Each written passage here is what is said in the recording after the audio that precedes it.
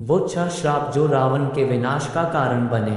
रावण के बारे में कौन नहीं जानता, उसकी वीरता सर्वविख्यात थी। उसे सप्तसिंधुपति कहा जाता था क्योंकि उसने 7 महाद्वीपों पर विजय पाई। यही उसे परमपिता ब्रह्मा का वरदान प्राप्त था और उस पर महारुद्र की विशेष कृपा थी। यही कारण था कि उससे युद्ध करने का कोई साहस नहीं करता था। यही नहीं, उसने समस्त देवताओं पर विजय पाई थी और नवग्रह उसके वश में थे।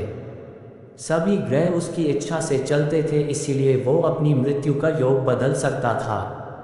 शनि को उसने अपने दरबार में अपने पैरों के नीचे रखता था।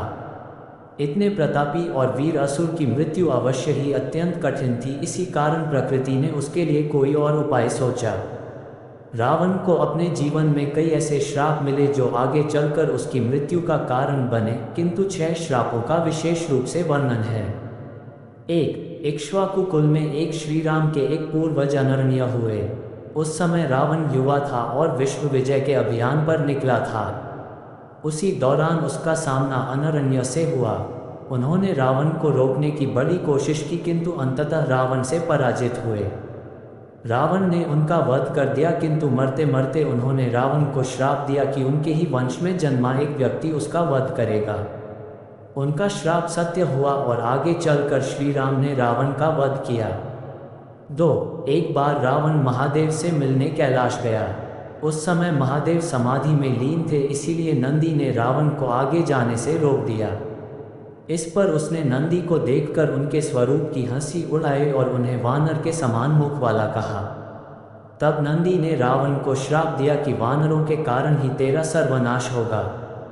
आगे चलकर सुग्रीव की वानर सेना ने श्री राम की सहायता की, जिससे रावण का सर्वनाश हुआ। 3. वैजंतपुर के सम्राट दैत्यराज शंभर माया के पति थे। मायामय दानव की पुत्री और रावण की पत्नी मंदोदरी की बड़ी बहन थी। एक बार रावण वैजंतपुर दैत्यराज शंभर के यहाँ गया। वहाँ वो माया के रूप पर मोहित हो गया और माया भी रावण के रूप पर मोहित हो गई और दोनों के बीच संबंध बन गए। जब शंभर को इसकी सूचना मिली तो उसने रावण को बंदी बना लिया। उसी समय शंभर पर राजा दशरथ ने आक्रमण कर दिया और उस युद्ध में शंभर की मृत्यु हो गई। जब माया सती होने लगी तो रावण ने उसे रोकना चाहा, पर माया ने उसे श्राप दिया कि तुमने वासनायुक्त मेरा सतीत्व भंग करने का प्रयास किया, इसलिए मेरे पति की मृत्यु हो गई। अतः तुम भी स्त्री की वासना के कारण मारे जाओगे। 4. एक बार भ्रमण करते हुए रावण की दृष्टि वेदवती नाम की एक स्त्री पर पड़ी, जो भगवान विष्णु को पति के रूप में पाने के लिए तप कर रही थी।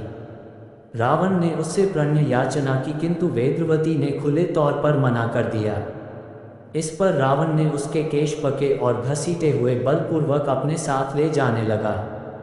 इस पर उस तपस्विनी ने उसी क्षण अपनी देह त्याग दी और रावण को श्राप दिया कि एक स्त्री के कारण ही तेरी मृत्यु होगी।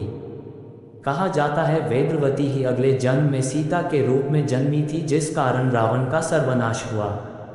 5. रावण ने इंद्र पर आक्रमण किया और स्वर्गलोक पहुंचा। वहां उसे रंभा नामक अप्सरा दिखाई दी। अपनी वासना पूरी करने के लिए रावण ने उसे पकड़ लिया। तब उस अप्सरा ने कहा कि आप मुझे इस तरह से स्पर्श न करें, क्योंकि मैं आपके बड़े भाई कुबेर के बेटे नलकुबेर के लिए आरक्षित हूँ, अतः मैं आपकी पुत्रवधू के समान हूँ। किंतु रावण नहीं माना और उसने रंभा से दुराचार किया। ये बात जब नलकुबेर को पता चली तो उसने रावण को श्राप दिया कि आज के बाद रावण बिना किसी स्त्री की इच्छा के उसको स्पर्श करेगा तो रावण का मस्तक 100 टुकड़ों में बंट जाएंगे। यही कारण था कि सीता का अपहरण करने के बाद भी रावण ने उसे स्पर्श नहीं किया। 6. रावण की बहन शूर्पणखा ने रावण की इच्छा के विरुद्ध एक दैत्य विद्युज्जेहव से विवाह कर लिया। वो कालकेय दैत्यों का सम्राट था। रावण जब विश्वयुद्ध पर निकला तो कालकेय से उसका युद्ध हुआ और उस युद्ध में रावण ने विद्युज्जेहव का वध कर दिया। जब शूर्पणखा उसके साथ सती होने तो रावण ने उसे रोक दिया और बलपूर्वक लंका ले आया। बाद में उसे समझा बुझाकर खरदूषण के साथ दंडकारण्य का राज्य दे दिया। तब शूर्पणखा ने मन ही मन रावण को श्राप दिया कि मेरे ही कारण तेरा सर्वनाश होगा। कहा जाता है कि शूर्पणखा दंडकारण्य में जानबूझकर राम लक्ष्मण से उलझी ताकि रावण का सर्वनाश हो सके।